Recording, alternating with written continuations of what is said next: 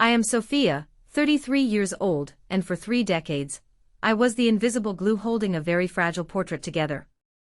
Before I tell you about the moment I finally let that portrait shatter on the floor, let me know where you guys are watching from in the comments. I love seeing how far these stories travel. It was a humid Saturday evening in late June. My parents' backyard looked like a page torn out of a Better Homes and Gardens magazine. There were string lights draped meticulously between the old oak trees, white linen tablecloths that I had ironed by hand for 3 hours that morning, and a jazz playlist drifting softly from speakers I had set up. It was Robert and Eleanor's 40th wedding anniversary. My parents. I wasn't wearing a nice cocktail dress like my cousin Tanya, or a shimmering designer gown like my older sister, Jessica. I was wearing black slacks and a white button-down shirt that was sticking to my back with sweat. I was the only one moving.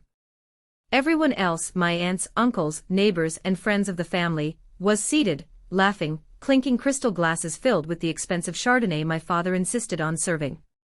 "Sophia, honey," my mom's voice floated over the crowd. She didn't turn her head to look at me, she just gestured vaguely with her empty glass. "We're out of ice at table 4. And check on the shrimp puffs, would you? The oven timer is tricky." "On it, Mom," I said. My voice was a reflex. It was automatic. I rushed to the kitchen, grabbed the bag of ice, refilled the silver bucket, and hurried back out. As I poured the ice, condensation dripping onto my wrist, my Uncle Jerry leaned back, his face flushed with wine. "Good girl, Sophia," he said, not even making eye contact. "Always busy, this one. Just like a worker bee." I forced a smile. I was 33 years old.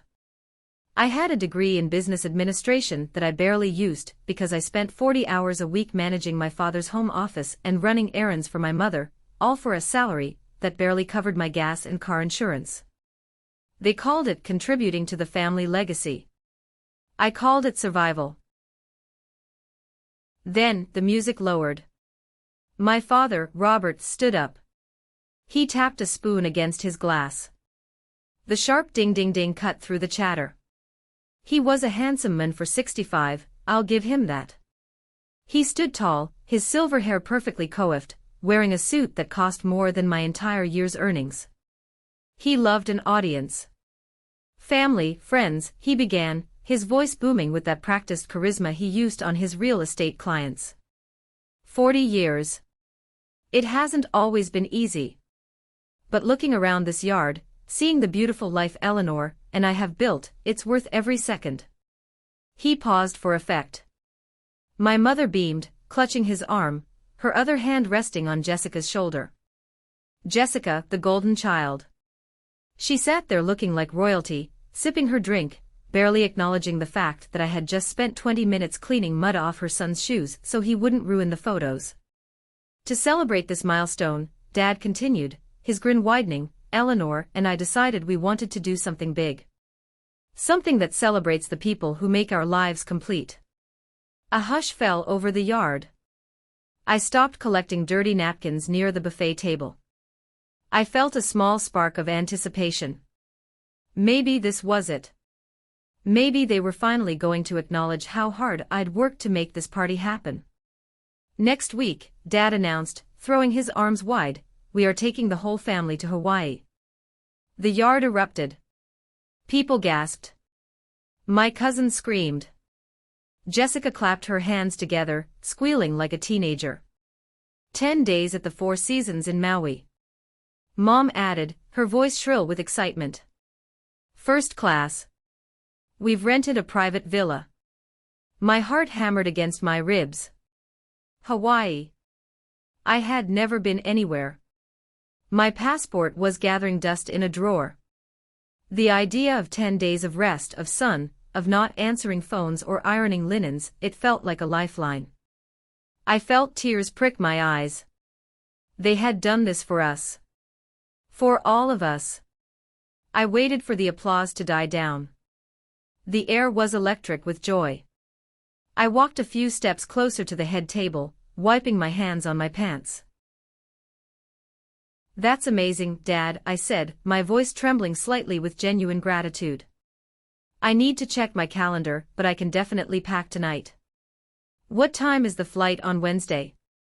The laughter in the immediate vicinity stopped. It wasn't a gradual silence.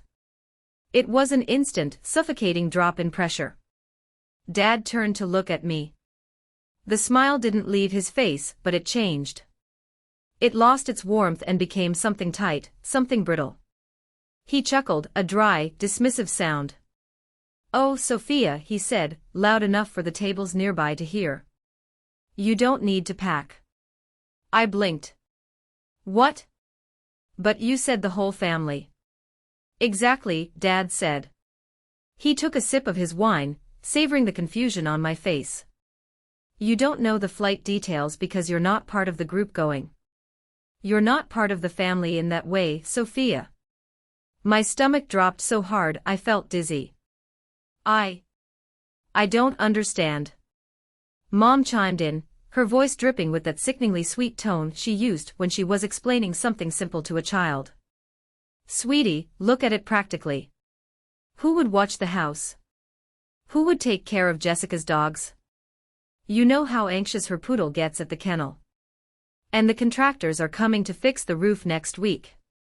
Someone needs to be here to let them in. So," I stammered, my face burning as I felt 50 pairs of eyes on me. "I'm not invited. I'm the house sitter." Dad sighed, looking annoyed that I was ruining his moment. "Don't make a scene, Sophia. It's a matter of logistics. Someone's got to be useful. You're useful here. Like a lawnmower or a backup generator. You keep things running so the rest of us can enjoy the fruits of our labor. Useful like a lawnmower." The words hung in the humid air. Jessica snorted into her wine glass. "God, don't be so dramatic, Sophia. Classic you, always making everything about yourself. Someone has to work, right? You should be happy for us." I looked around. I looked at Uncle Jerry, who was pretending to examine his fork. I looked at the neighbors who were whispering behind their hands. I looked at Mr. Gable, the neighbor who always called me kiddo, looking at me with pure pity. They knew. They all knew. I was the only one who didn't. "You want me to stay here," I said, my voice barely a whisper, "and watch Jessica's dogs while you take everyone else to Hawaii?" "It's better this way," Dad said, turning his back to me to address the crowd again. "Besides, we used the budget for the villa. It's incredibly expensive. We couldn't stretch it for extras." Extras. That was the word that did it. Not the lawnmower comment. Not the laughter. Extras. Something inside me, a tightly coiled spring that I had been holding onto for 33 years, finally snapped. It wasn't a loud snap. It was quiet. It was the sound of a heavy door locking shut. I looked at the tray of dirty champagne flutes in my hand. The remnants of their celebration. The saliva of people who viewed me as furniture. I didn't scream. I didn't throw the tray. I didn't cry. I walked over to the buffet table and set the tray down. Gentle. Deliberate. "Sophia." Mom called out, a hint of warning in her voice. "Where are you going? The cake needs to be cut in 10 minutes. I turned around. I looked at her, really looked at her, for the first time in years.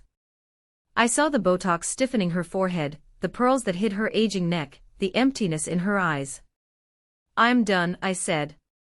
"Done with what?" she snapped. "Don't be petulant." "I'm done being useful," I said. I turned and walked toward the side gate. "Sophia." Dad's voice boomed. It wasn't the charismatic host voice anymore. It was the voice of the tyrant who controlled the checkbook. "If you walk out that gate, don't expect a paycheck this week. You have responsibilities." I kept walking. The gravel crunched under my sensible, ugly work shoes. I reached the gate, unlatched it, and stepped out onto the driveway. The music from the party, Celebration by Kool and the Gang, faded as I got into my rusted 2008 Corolla. I sat there for a moment, my hands gripping the steering wheel so hard my knuckles turned white. I was shaking. Not from fear. From adrenaline. I started the engine. It sputtered, then roared to life. I didn't look back at the house. I didn't look back at the lights. I put the car in drive and pressed the gas. The first hour was a blur. I drove without a destination. I just needed distance. I needed to put miles of asphalt between me and the sound of Jessica's laughter. My phone started buzzing in the passenger seat about 20 minutes in. First, it was Mom. Then Dad. Then a text from Jessica, "Stop acting like a child. You're ruining Mom's night. Come back and cut the cake." I pulled over at a gas station under the buzzing hum of a neon sign. My hands were still shaking. I picked up the phone. I didn't read the messages. I went straight to settings, scrolled down to block contact and tapped it for Mom. Then Dad. Then Jessica. Then I saw a text from Aunt Sarah, Mom's younger sister. She was the only one who hadn't been at the party. She lived in Oregon and hated flying. "Sarah, happy anniversary to your folks. Hope you're surviving the circus, kiddo. Love you." I stared at that message, tears finally spilling over. I typed back, "I left. I'm driving. I don't know where I'm going." Then I turned the phone off and threw it into the back seat. I got back on the highway. The darkness of the interstate felt protective. As the white lines flashed by, memories started flooding in, unbidden. It wasn't just tonight. Tonight was just the climax of a lifetime of being the extra. I remembered my college graduation. I had graduated cum laude with a degree in business. I had worked 2 jobs to pay for my own books because Dad said his money was tied up in investments. On graduation day, I stood in my cap and gown, scanning the crowd for them. They weren't there. When I called, Mom answered, breathless. "Oh, Sophia, I'm so sorry. We're at the dealership. Jessica's convertible broke down, and we had to get her a new one immediately." She was hysterical. "You understand, right? We'll do dinner next week." They bought Jessica a brand new BMW that day. I took the bus home from my own graduation. I gripped the steering wheel harder. "Never again," I whispered to the empty car. "Never again." I drove until my eyes burned. Around 3 a.m., I pulled into a rest stop somewhere near the coast. I reclined the seat, pulled my jacket over me, and tried to sleep. But my mind was racing with logistics. I had about $1,200 in my bank account. That was it. No savings. No credit cards. Dad had always told me debt was a sin, while he leveraged everything he owned. I had my car, a suitcase of clothes I kept in the trunk for donations I never got around to dropping off, and that was it. But as I watched the sun rise over the highway, painting the sky in bruised purples and oranges, I felt something strange. I felt light. The weight of their expectations, the weight of their judgment, the weight of being the backup generator, it was gone. I was terrified, yes. I was homeless and nearly broke. But I was free. I grabbed a notebook from my glove compartment. I ripped out a page and wrote a note. Not that I could send it, but I needed to write it. "Don't worry. I'll be useful somewhere else." I crumbled it up. They didn't even deserve a note. I kept driving west toward the ocean. I remembered a small town I had seen in a magazine once. Port Haven. It wasn't a tourist trap. It was a working town, fishing boats, canneries, gray skies. It sounded like a place where people disappeared. I arrived in Port Haven by noon. It was exactly as I hoped. Salty air that stung your nose, seagulls screaming over the docks, and streets lined with buildings that had seen better days. It wasn't pretty, but it felt real. I found a for rent sign in the window of a dive bar called the Rusty Anchor. The sign said, "Loft apartment cheap. Inquire within." I walked in. The bar smelled of stale beer and pine cleaner. The bartender was a large man with a beard that looked like a bird's nest. "Help you," he grunted. "The apartment," I said, trying to sound more confident than I felt. "How much?" He looked me up and down. My clothes were wrinkled from sleeping in the car, my hair was a mess. I probably looked like a runaway. $600 a month. Cash. No lease. But the music plays until 2 a.m. If you complain, you're out. "I'll take it," I said. He blinked. "Don't you want to see it? Does it have a lock on the door?" "Yeah." "Then I'll take it." I counted out $600, half my life savings. He handed me a heavy brass key. The loft was generous. It was basically an attic storage room.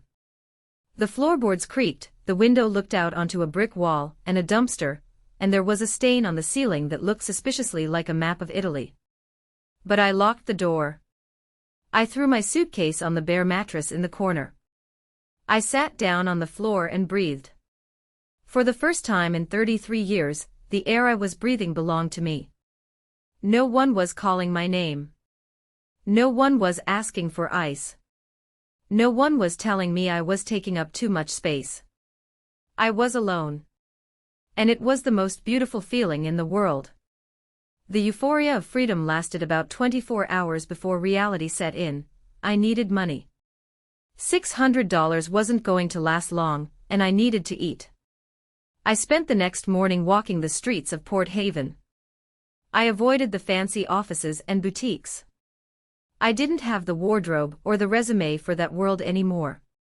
I wanted something honest. I stumbled upon a coffee shop near the docks called Drip and Grind. It wasn't a sterile chain store. The walls were covered in local art, the furniture was mismatched, and loud punk rock was playing over the speakers. I walked up to the counter. A guy with gray hair and eyes like flint was wiping down an espresso machine. This was Mr. Henderson. "Are you hiring?" I asked. He didn't look up. "Can you handle a rush without crying?" "I survived my family for 33 years," I said, the words slipping out before I could check them. "I don't cry over spilled milk." He stopped wiping and looked at me. A corner of his mouth twitched. "Grab an apron. You're on trial. Minimum wage plus tips. Don't steal the pastries." That was how I met Sheila. Sheila was the shift manager. She was 28, had electric blue hair, tattoos covering both arms, and a nose ring that glinted when she laughed. She was everything my parents would have hated. I liked her immediately. "Okay, new girl," Sheila said, tossing a rag at me. "The steam wand is temperamental. Treat it like a bad boyfriend, be firm but careful. If you burn the milk, I'll make you drink it." "Deal," I said. Working at the cafe was grueling. My feet ached, my hands were constantly covered in coffee grounds, and the smell of roasted beans seeped into my pores. But it was honest work. When I handed a customer a latte, they said, "Thank you." They smiled. They tipped. It was a transaction of respect. I wasn't used to that. One afternoon, about 2 weeks in, I was walking past a pawn shop on my way home. Something in the window caught my eye. It was an old Nikon DSLR camera. It was battered, the lens cap was missing, and the strap was frayed. I stopped. In high school, I had been the historian for the yearbook. I loved photography. But when I asked Dad for a camera for Christmas, he bought Jessica a karaoke machine, and told me, "Photography is an expensive hobby for people with no talent, Sophia. Focus on your typing skills." I walked into the pawn shop. "How much for the Nikon?" I asked the clerk. $50. The battery is shot, though. $50. That was my grocery budget for 2 weeks. I touched the cold metal of the camera body. It felt heavy. It felt like possibility. I'll take it. I ate instant noodles for the next 14 days, but I had a camera. I started walking around Port Haven after my shifts. I didn't photograph sunsets or pretty flowers. I found myself drawn to the broken things. I photographed a rusted chain on the pier, holding a massive boat against the tide. I photographed a seagull with a broken wing fighting for a French fry. One evening, down by the industrial docks, I saw it. A fishing net, tangled and torn, draped over a rotting wooden post. The sun was setting behind it, and the light caught the frayed orange nylon, making it look like it was burning. It was beautiful because it was damaged. It was enduring. I snapped the photo. Click. I looked at the image on the small LCD screen. I felt a shiver run down my spine. "That's good," a voice said behind me. I jumped. It was Sheila. She was smoking a cigarette, leaning against a warehouse wall. "Jesus, Sheila. You scared me." She walked over and peered at my camera screen. "No, seriously. That's really good. It looks like it's bleeding light. You have an eye." "It's just a broken net," I mumbled, feeling self-conscious. "Honey," Sheila said, blowing smoke into the salty air. "Everything is just something until someone sees it differently. You see the beauty in the struggle. That's talent. Better than therapy, and cheaper too." She winked and walked away. That night, I sat in my loft, editing the photo on my ancient laptop. I turned my phone on for the first time in weeks, just to check the time. A flood of notifications. Blocked voicemails. But one text came through from Aunt Sarah. "Sarah, Sophia, please call me when you can. It's not about them trying to drag you back. It's, well, I did some digging.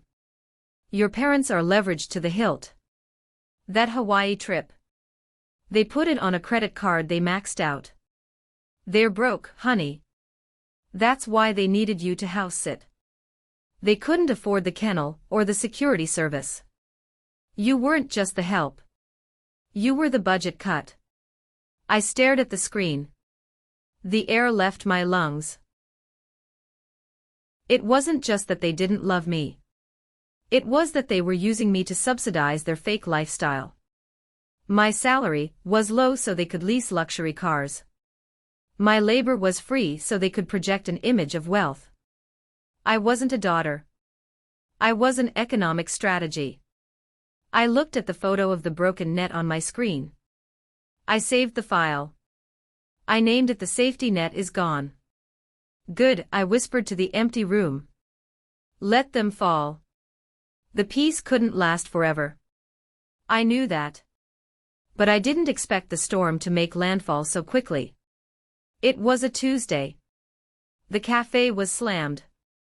I was steaming milk for 3 cappuccinos simultaneously when my phone, which I kept in my apron pocket for emergencies, started vibrating.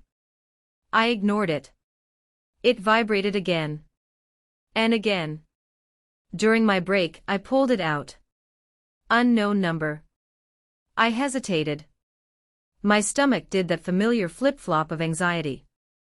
I answered. "Hello. Sophia." It was Dad. He must have borrowed a phone to get past the block. His voice wasn't booming today. It sounded tight, stressed. "How did you get this number?" I asked, walking out the back door of the cafe into the alley. "That's not important. Where are you?" "Your mother is worried sick. We've been calling the police, but they said since you're an adult they can't force you back." "I'm not coming back, Dad."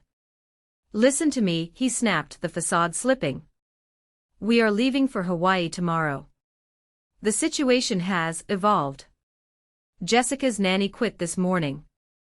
The ungrateful little brat wanted double pay for the trip. We need you here.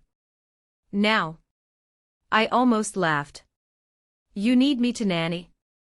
For Jessica. It's a family emergency.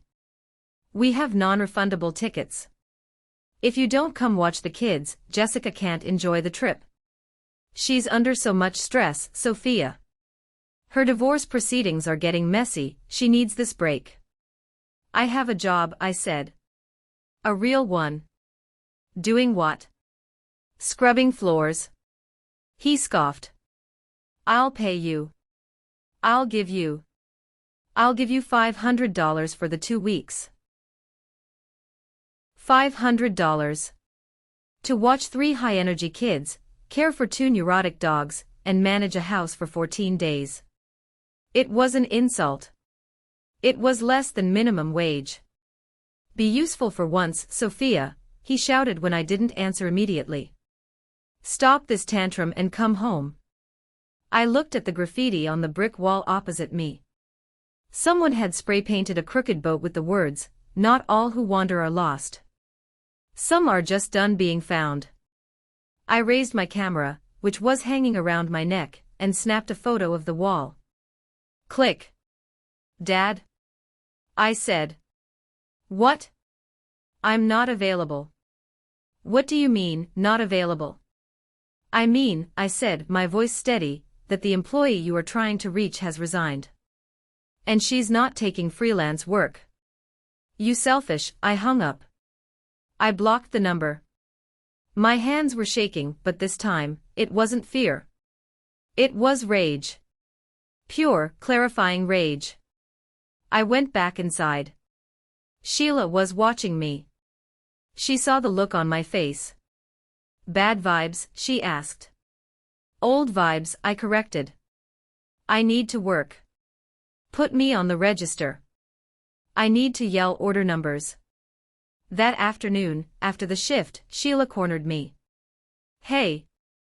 I saw you editing that photo of the boat graffiti. And the net.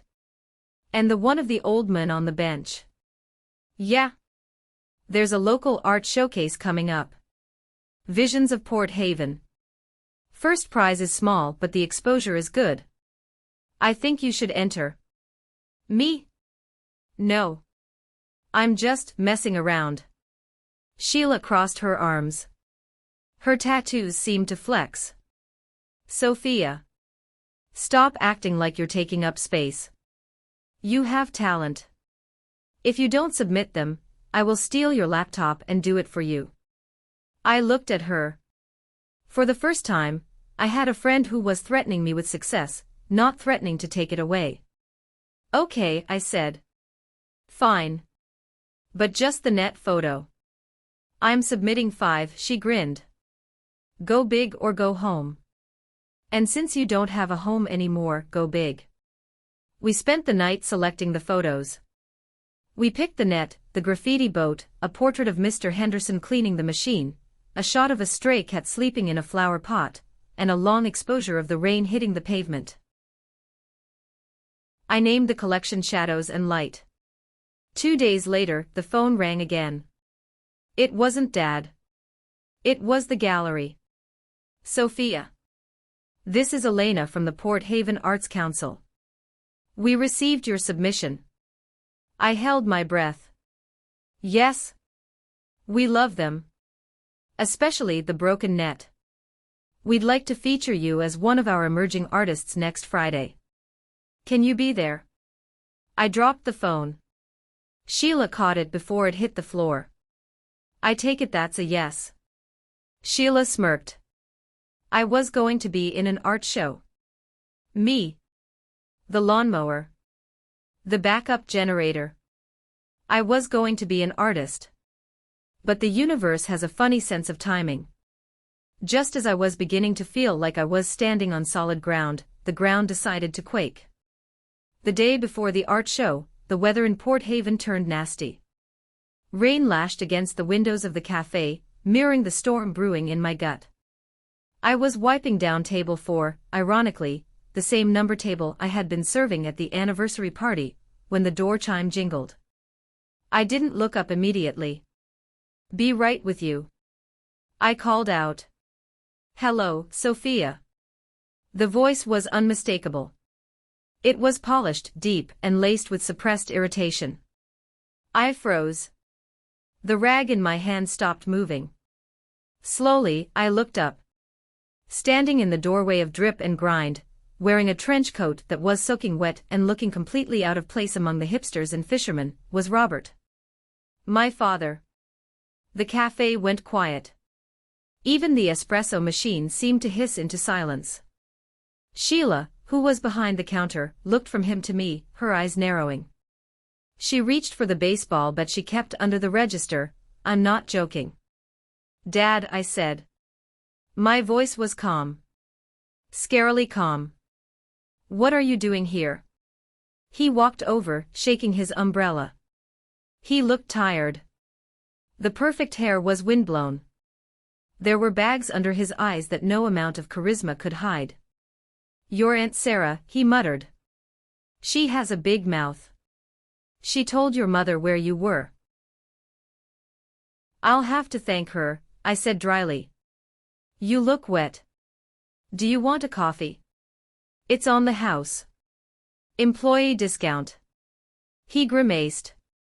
I'm not here for coffee. I'm here to take you home. I am home, I said, gesturing to the cafe, to the loft upstairs. Don't be ridiculous, he hissed, lowering his voice. This is a pit. You're serving coffee to dock workers, Sophia. You have a business degree. This is beneath you. It's honest, I said. And I get paid. On time. He flinched. Look, I know we were harsh. At the party. Your mother is sick with worry. She's been having migraines. Jessica is beside herself. The trip to Hawaii, it's been a disaster. Oh? I leaned against the table. Do tell. Jessica got into an altercation with the resort staff. Something about the room service not being fast enough. They threatened to kick us out. We need someone to manage the situation. Someone to smooth things over. Watch the kids so Jessica can relax and compose herself. I stared at him. It was almost impressive. Even now, standing in a wet trench coat in a dive cafe, he was trying to deploy me like a tactical asset. So you flew all the way back here, I said, leaving Mom and Jessica in Hawaii, to come get the lawnmower. I came to get my daughter, he shouted. A few customers turned around. Mr. Henderson stepped out of the back office, crossing his arms. I came, he lowered his voice, forcing a smile that didn't reach his eyes, to say I'm proud of you. For showing independence. But you've made your point. Now come home. We need you. I looked at him. Really looked at him. And for the first time, I didn't see a giant. I saw a small, desperate man who was drowning in debt and ego. You're not proud of me, I said. You're broke. His face went pale. What? Aunt Sarah told me. You maxed out the credit cards for the trip. You needed me to stay home because you couldn't afford the house sitter. And now Jessica has probably caused damages at the resort that you can't pay for, and you need me to come fix it so you don't get sued. That is, and you know what else? I interrupted, stepping closer. You didn't come here because you missed me. You came here because you're afraid. You're afraid that if people find out your useless daughter is actually doing fine without you, they'll realize that you were the problem all along. Sophia, stop this instantly, he warned, his finger shaking. No, I said. You said I wasn't part of the family. You fired me, Dad. You don't get to rehire me just because the replacement, Jessica, is failing. I am your father. And I am a human being. I yelled back. I am not a backup generator. I am not an extra. I have a life. I have friends. I have a gallery show tomorrow night. He blinked. A what? You? Yes. Me. He laughed. It was a cruel, desperate sound. You? An artist. Sophia, please. You're a secretary. You're a helper. You don't create things. You fix things for people who create things. That was the final blow. The bridge didn't just burn, it disintegrated. Get out, I said. Excuse me. Get out of my cafe, I said, pointing to the door. Customers are for paying guests only. And you're not buying anything. He stood there, stunned. He looked at Mr. Henderson, expecting the owner to reprimand me. Mr. Henderson walked up, a large, silent presence. He looked at my dad, then at me. You heard her, Mr. Henderson rumbled. She's the shift lead. If she says get out, you get out. My dad looked around the room. He saw Sheila holding the bat casually, but it was there. He saw the dock workers glaring at him. He saw me, standing tall, no longer hunching my shoulders. He adjusted his coat. He tried to summon his dignity. You'll regret this, he spat. When you fail, and you will fail, don't come crawling back to the manor. The manor is probably going to be foreclosed on soon, Dad, I said quietly. I'd worry about that. He turned and stormed out into the rain. The bell jingled cheerfully behind him. I stood there, shaking. Sheila rushed over and hugged me. It wasn't a polite family hug. It was a rib-crushing bear hug of solidarity. Holy crap, she whispered. That was metal. I took a deep breath. The air smelled of coffee and rain. It smelled like victory.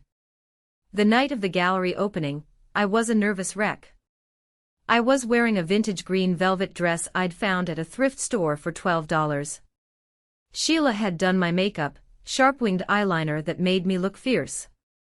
The gallery was small, just a converted warehouse space near the pier, but it was packed. People were drinking cheap wine and eating cheese cubes. I stood in the corner near my section. There they were. 5 photos, framed in simple black wood. Shadows and Light, by Sophia Miller.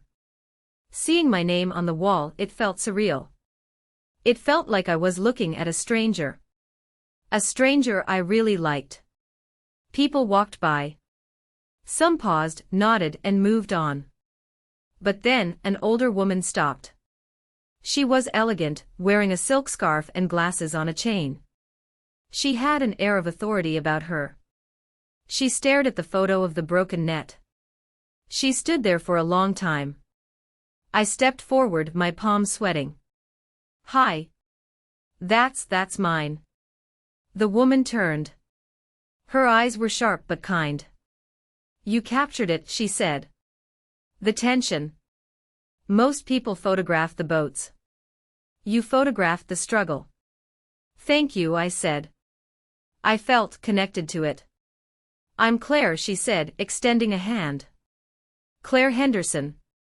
No relation to your boss, though I know him. Sophia. Tell me, Sophia, Claire said, looking back at the photo. How much? Oh, I stammered. I hadn't thought about selling. I don't know. The frame cost $20. I'll give you $250 for it, she said. My jaw dropped. $250. It's worth more, she smiled. But I like a bargain. Deal? Deal, I squeaked. She placed a red sold dot next to the frame.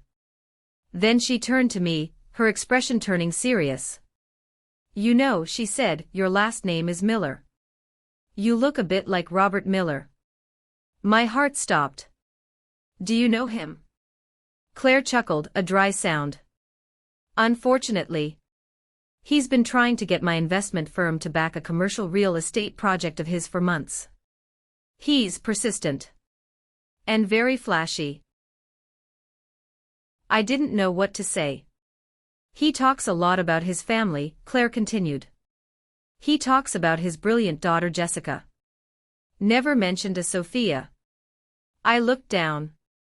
I'm not surprised. Well, Claire said, leaning in.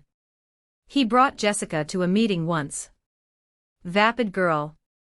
Couldn't stop checking her phone. I declined his proposal yesterday. You did? I told him I don't invest in people who lack depth. He tries too hard to look perfect. Real value, she gestured to my photo, is usually found in the things people throw away. You have depth, Sophia. Don't let him convince you otherwise. She squeezed my shoulder and walked away. I stood there, stunned. My father had lost his biggest potential investor, the one who could have saved him from bankruptcy, because he was too busy polishing a fake image, while the daughter he hid away had just impressed her with the truth. The irony was so delicious I could taste it. Sophia. I turned toward the door. Aunt Sarah was there. She was wearing a raincoat and carrying a bouquet of grocery store daisies. Aunt Sarah. I ran over and hugged her. She smelled like peppermint and cigarettes. I drove down, she said, pulling back to look at me. 6 hours. Wouldn't miss it. Your mom is threatening to disown me, but frankly, I've been wanting to leave that cult for years. We laughed. She handed me the flowers. Then she reached into her purse. I brought you something else. Found it in your old room before they turned it into a gym for Jessica. She handed me a small, faded photograph. A Polaroid. It was me, 10 years old, holding a disposable Kodak camera. I was grinning, missing a front tooth. You always had it, Sarah said softly. They just tried to bury it. But seeds grow better in dirt, don't they? I looked at the photo, then at my framed work on the wall, then at the red sold dot. I realized then that I wasn't just surviving. I was thriving. I had built more in 3 weeks with $600 and a beat-up camera than my father had built in 40 years of leverage and lies. It has been 6 months since that rainy night at the gallery. 6 months since I stood in front of my father and told him to get out of my cafe. 6 months since I sold my first photograph to the woman who rejected his business proposal. A lot can happen in half a year. Seasons change. Leaves turn from green to gold to brown. And sometimes, empires that looked like they were built of stone turn out to be made of papier-mâché. My life in Port Haven settled into a rhythm that I can only describe as peaceful.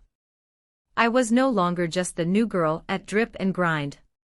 Mr. Henderson promoted me to assistant manager, which came with a raise, a real salary, not an allowance, and health insurance. I moved out of the attic loft above the bar and into a small, one-bedroom cottage near the cliffs. It has a porch where I can drink my coffee in the morning and watch the fog roll in. It has a garden where I grow tomatoes, not because anyone demands I do it, but because I like the smell of the vines. But the biggest change was the photography. After the gallery show, word got around.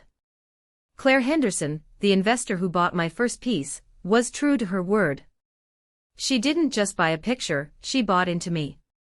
She hired me to do a series of architectural shots for a portfolio of historic buildings she was restoring downtown. She paid me a freelancer's rate that made my jaw drop.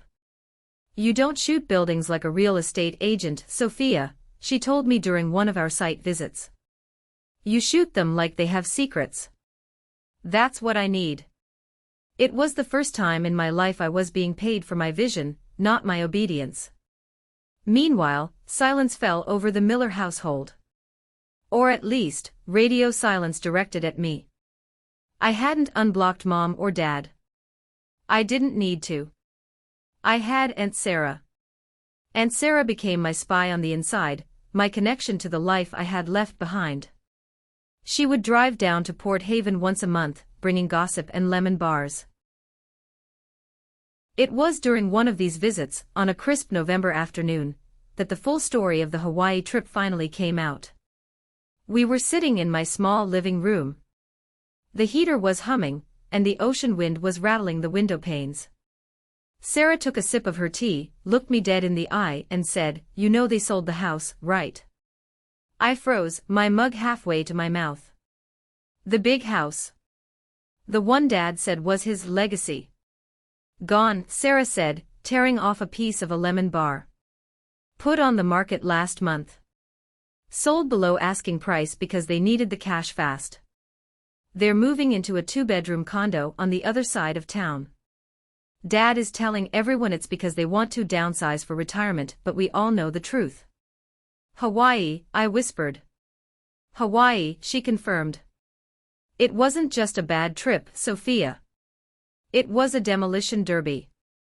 She leaned in, lowering her voice as if Robert Miller himself might be listening through the walls. You remember how Jessica was already stressed about her divorce and custody battle? Well, apparently, the paradise vacation didn't fix her mood. On day 3, she got into a massive argument with the resort staff at the pool. She was drinking. A lot. She accused a waiter of stealing her sunglasses. I could picture it. Jessica, flushed with expensive vodka, pointing a manicured finger at someone working for minimum wage. It escalated, Sarah continued. She threw a drink. Then she threw a chair. Security was called. But here is the kicker, when they tried to escort her back to the villa, she resisted. She ended up kicking a glass door. Shattered the whole thing. Thousands of dollars in damage. I winced. Oh my God. It gets better. Or worse, depending on how you look at it. The resort threatened to press charges for property damage and assault. Dad, being Dad, tried to big shot his way out of it. He tried to bribe the manager. In front of witnesses. I groaned. He didn't. He did. The police were involved.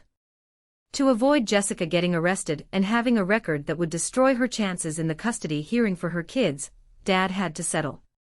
Immediately.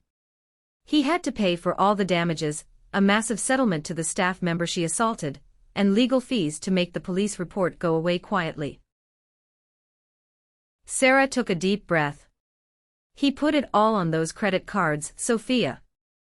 The ones that were already maxed out for the first-class tickets and the villa. When they got back, the interest rates hit them like a freight train. Then, the business deal with Claire's firm fell through, thanks to you simply existing, by the way, and the house of cards collapsed. I sat back in my chair, staring at the ceiling. For years, I had been told that I was the drain on resources. That I was the burden. Sophia, you cost so much to feed. Sophia, we can't afford camp for you, Jessica needs braces. But it wasn't me. It had never been me. I was the budget version of a daughter, low maintenance and high yield. Jessica was the luxury asset that had depreciated until she bankrupted the company. Where is Jessica now? I asked. Living with them in the condo, Sarah said. She lost primary custody of the kids last week. Her ex-husband's lawyer had a field day with the Hawaii incident. It didn't make the news, but it made the court records. I felt a strange sensation in my chest. It wasn't happiness. I wasn't happy that my sister lost her kids, or that my parents lost their home. That would be cruel. It was indifference.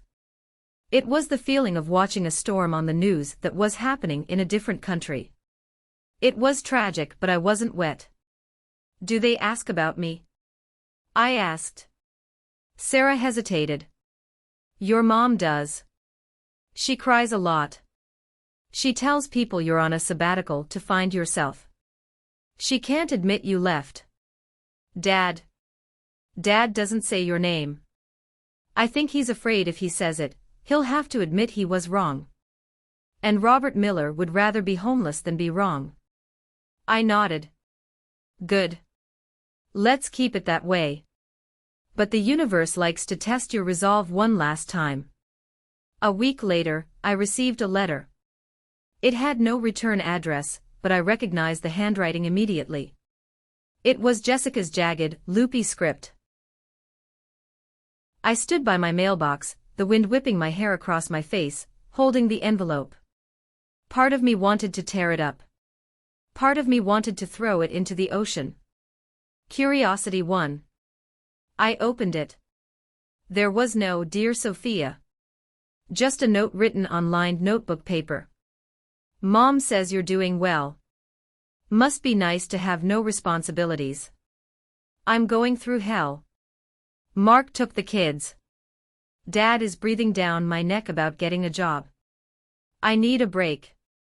I was thinking I could come stay with you for a few weeks.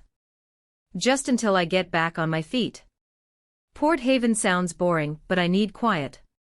Let me know when to come. Jess, I read it twice. No apology. No, I'm sorry we treated you like a servant. No, I'm sorry I laughed when Dad called you a lawnmower.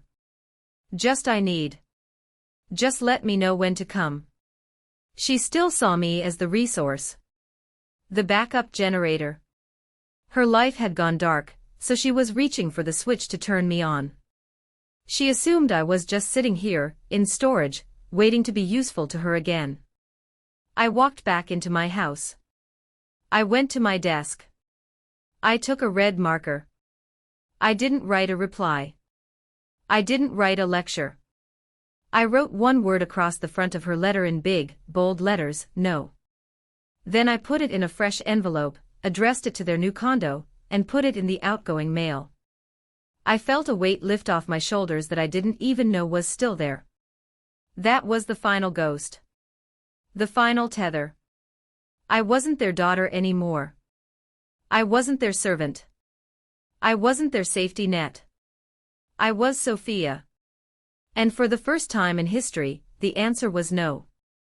The morning I took the final photo for my collection, the ocean was angry. It was early December. The sky was a bruised purple, heavy with rain that hadn't fallen yet. The temperature had dropped, biting at my exposed skin. I drove my old Corolla, which I had finally paid to get fixed up, so it no longer rattled like a tin can, out to the furthest point of the headland. This was a place called Sentinel Rock. It was a sheer cliff face that dropped 200 feet into the churning Pacific. I parked and grabbed my gear. My Nikon, now with a better lens I had bought with my own money. A sturdy tripod. A heavy coat. I walked to the edge. The sound was deafening. The waves were massive, rolling in from the deep ocean like moving mountains, smashing against the stone with a violence that shook the ground beneath my boots. I set up my tripod. My hands were steady. I looked through the viewfinder. I wasn't looking for the pretty shot. I wasn't looking for the Instagram moment. I was looking for the impact. I focused on a jagged point of rock that jutted out into the surf. Wave after wave hit it. White foam exploded 50 feet into the air. The water tried to drown the rock, tried to erode it, tried to pull it down into the dark. But when the water receded, the rock was still there. Wet, dark, sharp. Unmoved. I thought about my father. I thought about the way he used his voice like a weapon, booming and crashing, trying to erode my self-esteem. I thought about my mother. The passive-aggressive tides, the guilt trips that tried to pull me under. I thought about Jessica. The storm that demanded to be the center of the universe, destroying everything in its path. For 33 years, I had been the sand. I had let them shift me, shape me, walk all over me. I had shifted with their currents because I thought that was what love was. I thought love was accommodation. I thought love was making yourself small so others could be big. But I wasn't sand anymore. I adjusted the shutter speed. I wanted to catch the violence of the water, but I also wanted to capture the stillness of the stone. Click. I checked the image. It was perfect. The water was a blur of motion, a chaotic white ghost. But the rock was sharp, high contrast, immovable. I named the photo Inheritance. Because that's what I had really inherited. Not money, there was none left. Not a house, that was sold. Not a legacy of success, that was a lie. I inherited my own resilience. I inherited the strength that comes from surviving a storm. They had tried to break me, and in doing so, they had forged me into something they could no longer control. I stood there for a long time, just breathing the salt air. I thought about the concept of forgiveness. Everyone tells you that you have to forgive family. Blood is thicker than water, they say. You only get one set of parents. But standing on that cliff, I realized something. Forgiveness isn't about letting them back in. It isn't about pretending the past didn't happen. It isn't about saying, it's okay that you hurt me. It wasn't okay. It would never be okay. Forgiveness, for me, was simply letting go of the need for them to be different. It was accepting that the ocean is going to crash, and the storm is going to rage, and realizing that I don't have to be in the water with them. I can be up here. On the cliff. Safe. Dry. I packed up my camera. I looked at the horizon one last time. My phone buzzed in my pocket. It was Sheila. Sheila, hey, boss lady. Mr. Henderson wants to know if you can handle the holiday marketing campaign. Also, I made cookies. Come back to the shop. I smiled. A real smile. I'm coming home, I whispered. And this time, I meant it. I wasn't going back to a house where I was a servant. I was going to a place where I was respected. I was going to my friends. I was going to my work. I walked back to my car, the gravel crunching under my boots. The same sound as that night in the driveway, 6 months ago. But the rhythm was different now. It wasn't the sound of running away. It was the sound of moving forward. I started the engine. I turned on the radio. No sad indie songs today. I found a station playing old classic rock. Tom Petty. I Won't Back Down. I turned it up. I sang along, terrible and loud, as I drove back toward Port Haven, leaving the storm behind me. I was Sophia. I was useful to myself. And that was finally enough.